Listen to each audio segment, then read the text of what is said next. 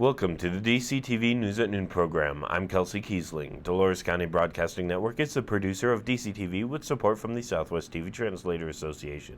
If you have a news topic or event you'd like to see covered, give us a call. The studio number is 970-677-4119. Today's show runs Friday at noon and is uploaded to our YouTube channel and our DCTV News at Noon Facebook page to watch on demand. Today is September 27th, 2019, and now the news at noon. According to the Cortez Journal, U.S. Interior Secretary David Bernhardt prioritized drug enforcement and missing and murdered indigenous women Tuesday during a keynote address at the 27th Annual Four Corners Indian Country Conference held on the Southern Ute Indian Reservation. Bernhardt, who oversees the Bureau of Indian Affairs, laid out the Bureau's priorities and recent actions. In his speech, the conference is a yearly opportunity for tribal communities to collaborate directly with law enforcement and victim assistance professionals. Several conference attendees saw Bernhardt's visit as a valuable start to addressing continuing challenges. Almost 300 people gathered in the Sky Ute Event Center for seminars focusing on issues such as human trafficking, alcohol-facilitated sexual assault, communication and de-escalation, as well as working with victims of violent crimes. According to the Cortez Journal, a new federal policy intends to open access to electric bicycles on traditional biking trails within lands managed by the U.S. Department of Interior, according to a recent order from Interior Secretary David Bernhardt. The public lands where e-bikes restrictions would be eased include Bureau of Land Management, National Park Service, National Wildlife Refuge, and Bureau of Reclamation. Order number 3376 is intended to increase recreational opportunities for all Americans, Bernhardt said, especially those with physical limitations, and to encourage the enjoyment of the lands and waters managed by the Department of Interior. E-bikes had been legally categorized as motorized by the BLM and therefore not allowed on the non-motorized routes. But the Interior Secretary's order now requires them to be made exempt from the definition of motorized vehicles, giving them more access to trails. Department of Interior land agencies are directed to submit a summary of enacted policy changes in response to the order by the end of September to the Secretary. From the Cortez Journal, the Enchanted Mesa Motel is being demolished, making way for a prospective new subdivision in Mancos. The Mancos Planning and Zoning Commission unanimously approved a preliminary plat request for a 5-lot subdivision at the site during its September 18th meeting. The issue garnered some debate, largely because of the unusual configuration of the plat layout. Ultimately, commissioners decided to grant the request provided it complies with the town's land use code. The town is still waiting on few documents for the plat and land use code requirements to be met. The division would be located at 862 Grand Avenue, the former site of the Enchanted Mesa Motel. Currently, a house there is being used as a vacation rental, and the owners are planning to construct 4 more single-family homes on the parcel, said real estate broker Patricia Jans, the co-owner of the property. 2 weeks ago, before demolition of the motel, firefighters from local agencies took the opportunity to train using the rooms to simulate working in smoke and flame-fueled buildings. And now, let's take a look at the weather.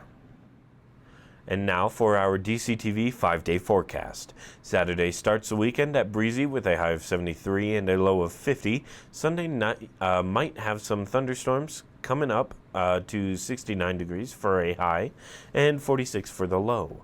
Monday starts the week sunny at 69 and comes to a close with a low of around 41. Tuesday will be sunny with a high of 67 and a low of 36. Wednesday comes right in the middle of the week as mostly sunny with a high of 65 and a low of 39. And now, back to the news.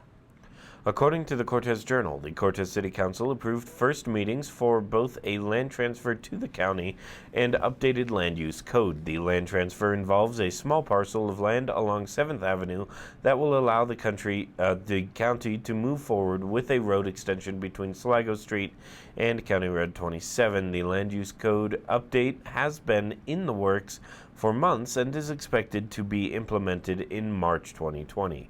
Both items will come back to the Council for a secondary reading and public hearing October 8th. County Commissioners have voted to extend 7th Street from Sligo Street to County Road 27 as a way to alleviate Main Street traffic and create an additional route to the high school.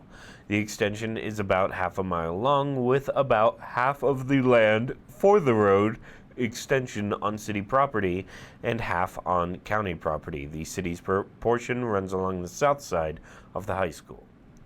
From the Cortez Journal, kilts, hammers, Highland dancing, and Celtic music will again make an appearance October 5th through the 6th at Riverside Park in Cortez. Started by a group of locals with Irish and Scottish ancestry, the Aztec Highland Games and Celtic Festival has adapted to community needs and interests during its 9 years. While many favorites will return, a few tweaks and new events will also be offered.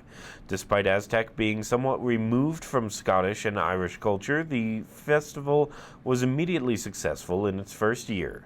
Not only did the games draw 30 to 40 athletes and a large crowd of vendors and visitors, it managed to turn a profit. Its success drew support from the community and the city of Aztec. Committee Chairwoman Krista Chapman said that while the festival's overall success has remained consistent over the years, individual aspects have grown, declined, or changed.